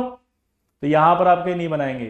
वैसे अगर इसकी थोड़ी सी और डेप्थ बताऊं तो एक साइंटिस्ट थे पावेल, पावेल ने बताया था क्ले थ्रेड के बारे में। तो हम जो लिखते हैं ना, हमारे सिलेबस में इतना ही है। लेकिन अब एक बात बताओ, हर एक पोलर सॉल्वेंट का वॉइड का साइज थोड़ी बराबर होगा। तो नियोन तक का क्ले थ्रेड हाइड्रोक्विनोन में ढूंढा जा चुका है। किसमें? हाइड्रोक्विनोन में नियोन फिट हो जाता है, क्योंकि इसका वाइड का साइड छोटा होता है। लेकिन आपको यही याद रखना है, ठीक है? मैंने आपको सिर्फ इसलिए बता दिया क्योंकि अगर कभी डिटेल में आपसे कोई डिस्कशन करे तो आप उसको सल्टा सकोगे, आपको पता है भाई, आई नो एवरीवन। ठीक है, क्लियर? तो क्ले थ्रेड समझ में आ गया। वापस से डेफिनेशन बोल रहा हूं कि पोलर सॉल्वेंट अगर हो और उस पोलर सॉल्वेंट में आप नोबल गैस पास करो और क्रिस्टलाइजेशन करवा दो, ठीक है, तो क्या होगा? क्ले थ्रेड बन जाएगा। Madhav, I will tell you shortly. Okay, we will send a letter, authorized letter. ठीक है, and as soon as possible you will get the letter and you know about this question. ठीक है, sorry for your inconvenience. Okay, thank you very much बेटा माधव। आगे बढ़े। मजेदार बात सुन लो, अब कुछ बच्चों को एक और डाउट आएगा, भाई साहब रेडॉन बनाएगा क्या? हाँ। ये बनाएगा क्या? हाँ, सब बनाएंगे। सिर्फ कौन नहीं बनाएगा बताओ? हीलियम और नियॉन। दोबारा बोलो, कौन नहीं बनाएगा बताओ? हीलियम और नियॉन, बाकी सब बनाएंगे। ठीक है, आपके सिलेबस में यही है। क्लियर? अगला सवाल दोस्तों। अब छोटे छोटे सवाल होते हैं जो आपने कर लिए, है ना, ये इजी गोइंग सवाल होते हैं, इसमें सिंपल फंडा चल रहा होता है। क्या बोला जल्दी बताओ? सिंपल फंडा। अब सिंपल फंडे के अंदर, ठीक है, कोई डाउट किसी को? सिंपल फंडे के अंदर अगर हम बात करें तो हमारे पास अब आएगा बॉइलिंग पॉइंट, और ये बॉइलिंग पॉइंट डिपेंड करता है मास पे और अट्रैक्शन बिटवीन मॉलिक्यूल्स पे।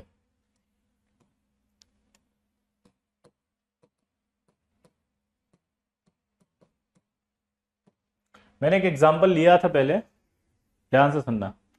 जैसे मान लीजिए मैंने आपको ओजी का मतलब 118 वाला एलिमेंट है ऑग्नेजियम, मेटल नहीं है बेटा, ऑग्नेजियम एक नोबल गैस है 118। हाँ, इसको खोज लिया गया है ओजी, रोनित ऑग्नेजियम। ठीक है, अब इधर देखो, बॉइलिंग पॉइंट जो होता है मास पे डिपेंड करता है, साथ ही साथ मॉलिक्यूल के अट्रैक्शन पे। कैसे? एक एग्जांपल लेते हैं, एक छोटा सा मान लीजिए मैंने पिल्ला, पिल्ला समझते हैं, पपी, ठीक है, वो उसको मैंने आपसे कहा कि इधर इस पिल्ले को उठा, तो आपने पूंछ पकड़ के उठा के ऊपर रख दिया। आपने क्या करा? पूंछ उठा के रख दिया। मैंने फिर बुलाया, मैंने कहा इधर इसी पिल्ले को वापस रख। आप जैसे ही आए आप रुक गए, क्योंकि आपने क्या देखा? इस पिल्ले को मैंने धागे से बांध दिया था।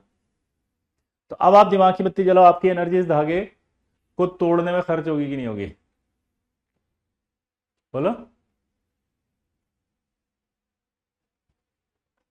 आपकी एनर्जी इस धागे को तोड़ने में खर्च होगी नहीं होगी? बोलो, हाँ होगी। तो इसका मतलब पहले वाले केस में और दूसरे वाले केस में थोड़ा सा ज्यादा लगा ना टाइम आपको, ताकत। आपकी जो ताकत ज्यादा लग रही है उसी को हम बॉइलिंग पॉइंट बोलेंगे, समझ गए? आपकी जो ताकत लगेगी उसी को हम बॉइलिंग पॉइंट बोलेंगे। आया ना? क्लियर दोस्तों? सिंपल है फंडा। तीसरे केस में मैंने बोला इधर इसको उठा के रख। आप आए ऐसे शौक, या man I can do it man, और आपने उठा के ढूंढा उसको, कहाँ गए अंदर? दिखी नहीं रही, पूंछ ही नहीं दिख रही। आपने आंखें खोल के देखा तो डोबरमैन इतना बड़ा वाला, ओ बाप, उसको डर। आह, अब मास बहुत हो गया, तो आप इन दोनों से देखोगे तो ज्यादा किसका आएगा? डोबरमैन में ताकत खर्च हुई। अब अगला देखो,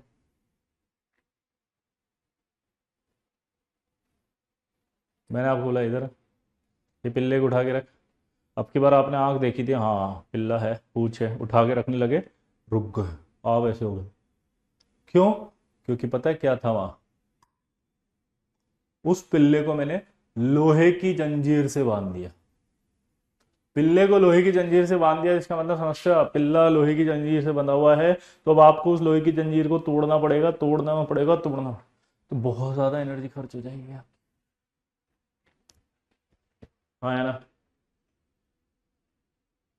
तो आपकी जो एनर्जी है बहुत ज्यादा खर्च हो जाएगी, और बहुत ज्यादा एनर्जी खर्च हो गई तो समझ रहे हो क्या हुआ? बॉइलिंग पॉइंट बढ़ जाएगा। तो जब बहुत ज्यादा अट्रैक्शन अगर होता है तो मास पे डोमिनेट कर जाता है। तो अब हमें सारे एग्जांपल वो पढ़ेंगे जिसमें अट्रैक्शन डोमिनेट करेगा, तो दिमाग नहीं लगाएंगे। हमारे सारे एग्जांपल कौन से आएंगे बताओ? जिनमें अट्रैक्शन डोमिनेट करेगा। अब देखो, जैसे आपसे क्वेश्चन पूछा उसने कि BF3 और BMe3 होल 3, इसमें आपसे पूछेगा कि बताओ बॉइलिंग पॉइंट किसका ज्यादा। समझ रहे हो ध्यान से? अब आपसे क्वेश्चन पूछा बॉइलिंग पॉइंट ज्यादा, तो मुझे इन दोनों में पहले अट्रैक्शन चेक करना पड़ेगा। तो मैंने जब देखा तो मैंने क्या देखा कि BF3 जो है, इसके अंदर आप देखोगे तो μ0 आएगा, क्योंकि तीन वेक्टर अगर 120 पे होते हैं तो रिजल्टेंट 0। तो आपको पता लग गया ये नॉन पोलर है। अब आपको पता है कि हमें बॉइलिंग पॉइंट निकालना है, तो पता है बॉइलिंग पॉइंट क्या होता है? इन दोनों मॉलिक्यूल्स के बीच में जो अट्रैक्शन होता है वो,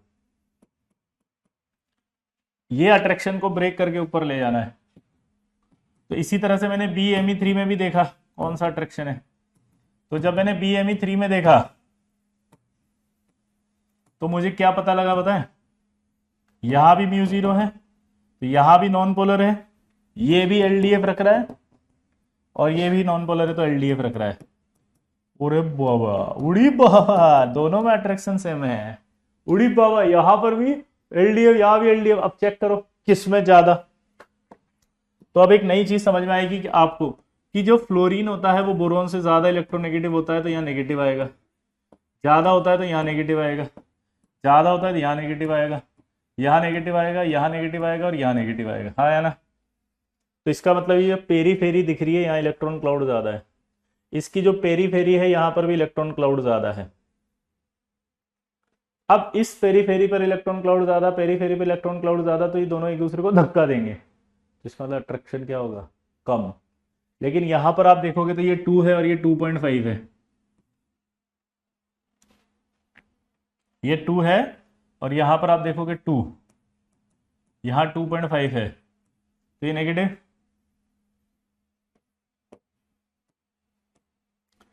तो यहां पर 2.5 है तो नेगेटिव आएगा, लेकिन कम आएगा, यहां ज्यादा आएगा क्योंकि यहाँ फ्लोरीन है, फ्लोरीन पर इलेक्ट्रॉनिक 4 होती है, तो इसका मतलब इसकी पेरीफेरी पर इलेक्ट्रॉन क्लाउड ज्यादा आएगा, इसकी पेरीफेरी पर इलेक्ट्रॉन क्लाउड ज्यादा आएगा, तो रिपल्शन यहाँ ज्यादा होगा, वहां रिपल्शन क्या होगा, कम, क्योंकि इलेक्ट्रोनेगेटिविटी यहाँ पर कम है तो डेल्टा नेगेटिव कम आ रहा है। तो ओवरऑल अगर हम बात करेंगे तो अट्रैक्शन ज्यादा इसी में होगा, और अगर अट्रैक्शन इसी में ज्यादा होगा तो इसका बॉइलिंग पॉइंट ज्यादा होगा। हम जो भी एग्जाम्पल पढ़ेंगे वो अट्रैक्शन वाले पढ़ेंगे सारे, हम जो भी अट्रैक्शन पढ़ेंगे वो अट्रैक्शन वाले पढ़ेंगे। ठीक है, तो ये बी Me3 का ज्यादा होगा। इसका एक एक एक्सप्लेनेशन और है, क्या होता है कि बी Me3 की बात करो और BF3 की बात करो, ये BF3 हो गया और ये Me3 हो गया, देखना जरा।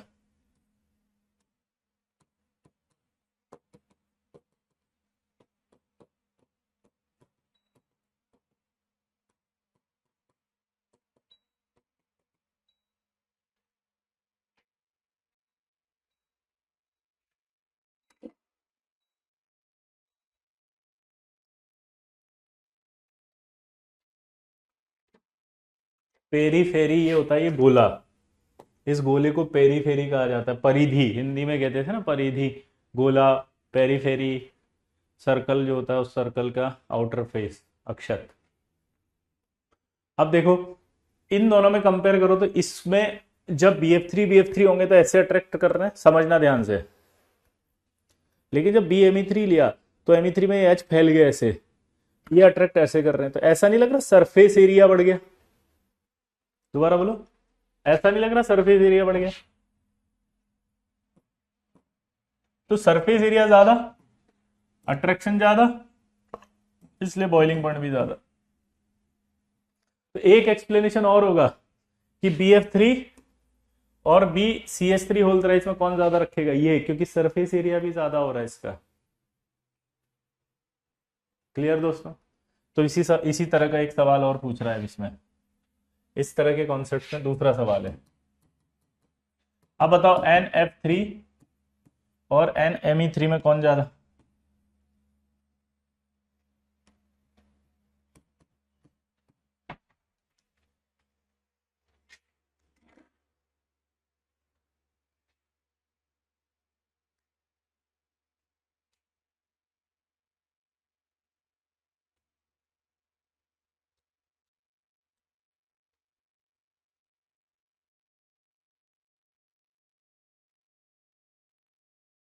अब सीख गए आप, NMe3 का ही ज्यादा आएगा, पूछो क्यों।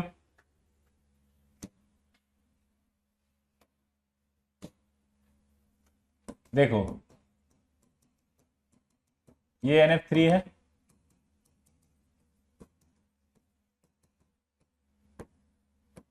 तो यहां पर सरफेस एरिया ज्यादा हो गया,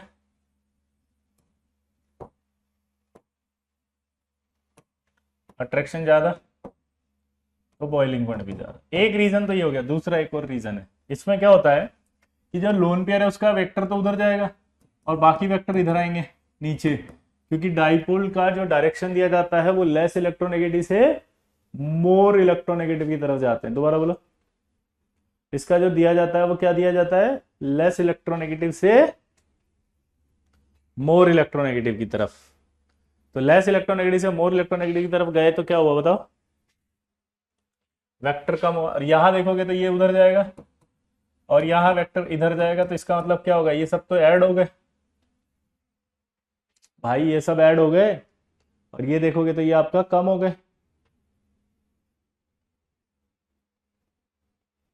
तो इसका मतलब इसमें और इसमें डाइपोल किसका ज्यादा है, उसका। तो अगर डाइपोल ज्यादा हुआ तो डाइपोल डाइपोल अट्रैक्शन भी ज्यादा होगा, सोचो। हाँ या ना, इसका डाइपोल कम है, इसको लिख दूं ऐसे μnF3 और μnMe3,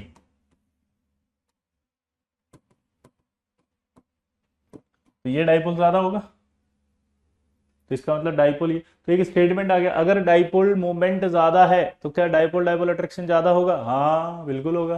दोबारा बोलो, डाइपोल डाइपोल डाइपोल मोमेंट अगर किसी का ज्यादा होगा तो डाइपोल डाइपोल अट्रैक्शन भी ज्यादा होगा, तो इसलिए भी ज्यादा होगा ये। क्लियर, तो दो रीजन है। अगला देखो, सेम इसी तरह का क्वेश्चन है, CO और N2। CO में देखो इलेक्ट्रोनेगेटिविटी का डिफरेंस जीरो है क्या, इलेक्ट्रोनेगेटिविटी डिफरेंस जीरो नहीं है, तो क्या ये पोलर है, हाँ, तो इसका मतलब ये पोलर है। लेकिन यहां देखोगे तो क्या दिखेगा आपको, इलेक्ट्रोनेगेटिविटी डिफरेंस क्या है, जीरो, ये क्या है, नॉन पोलर, तो इसका मतलब CO का ही ज्यादा होगा।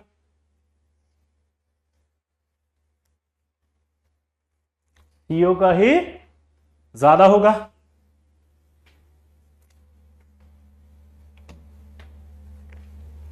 अगला देखो, I2 और ICl,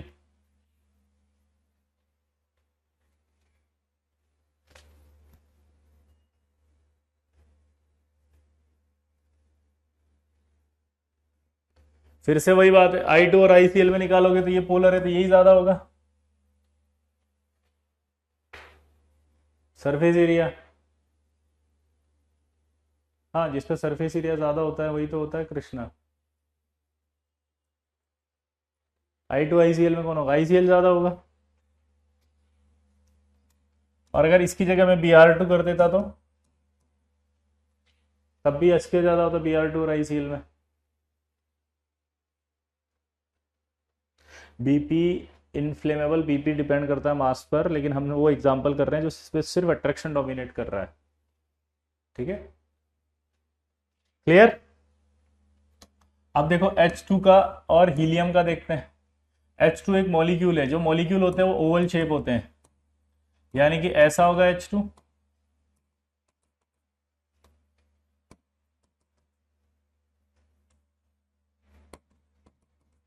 तो इसमें जो अट्रैक्शन आएगा ओवल शेप है वो ऐसा आएगा। अब आप दिमाग की बत्ती जला के देखो,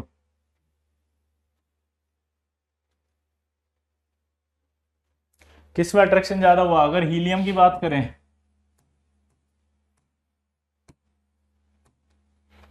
तो हीलियम में तो स्फेरिकल होगा, क्योंकि एटम जब भी बनाएंगे तो आप स्फेरिकली बनाते हैं हमेशा स्टडी करने के लिए, और सर्कल बनेगा, ये सर्कल जो होता है ना गोला, उस गोले का सरफेस एरिया हमेशा कम होता है और ओवल शेप का सरफेस एरिया ज्यादा है, तो बताओ अट्रैक्शन किस में ज्यादा होगा, जल्दी बोलो।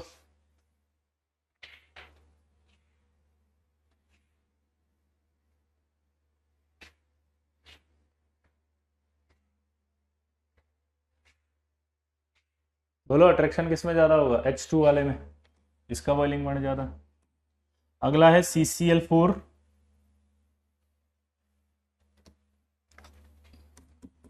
और SiCl4 में देखो, इधर CCl4 का अगर आप देखो वापस से लॉजिक, तो CCl4 में ये वाला आएगा अट्रैक्शन,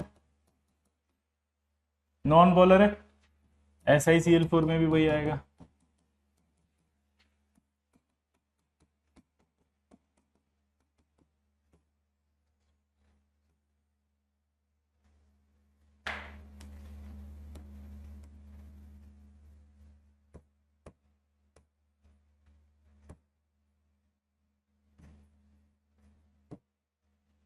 ये तो क्या होगा बताओ, C की इलेक्ट्रॉन 2.5 है, इसकी 3 है, इसकी आप देखोगे तो 1.8 है और इसकी 3 है, तो डिफरेंस आप देखोगे तो क्या होगा, यहां पर नेगेटिव ज्यादा आएगा, पेरीफेरी पर नेगेटिव ज्यादा आएगा तो यहाँ अट्रैक्शन कम आएगा, यहाँ अट्रैक्शन ज्यादा आएगा, तो इसका मतलब CCl4 का बॉइलिंग पॉइंट ज्यादा आएगा। नहीं नहीं, CCl4 का है, यही तो समझाना था मधुसूदन कि मास पर अट्रैक्शन डोमिनेट कर रहा है। क्या समझाया मधुसूदन? मास पर अट्रैक्शन डोमिनेट कर रहा है, वो एग्जांपल चल रहे हैं। तो यहां पर भी अट्रैक्शन CCl4 में ज्यादा आ रहा है, इसलिए CCl4 का बॉइलिंग पॉइंट ज्यादा है। बहुत इंपॉर्टेंट सवाल है ये, साइंदा से गलती नहीं करोगे, प्रॉमिस करो, पक्का वाला प्रॉमिस करो। कल हम इसके और अच्छे अच्छे एग्जांपल और करेंगे डिटेल में। क्लियर? कल आप और अच्छे से डिटेल में करेंगे। सब पहले अट्रैक्शन से ही चेक करेंगे, फिर सरफेस एरिया, दोनों एक दूसरे को सपोर्ट करेंगे। एमडी तू चाहे सरफेस एरिया से कर तब भी वही आएगा, किसी से भी कर ले पहले, ठीक है। क्रोमियम पर ऑक्साइड होता है K3CrO8। जल्दी जल्दी डाउट पूछ लो। अब जैसे एक बच्चे ने कहा K3CrO8 का प्रोनाउंसिएशन क्रोमियम पर ऑक्साइड। क्लियर? अगला डाउट बोलो।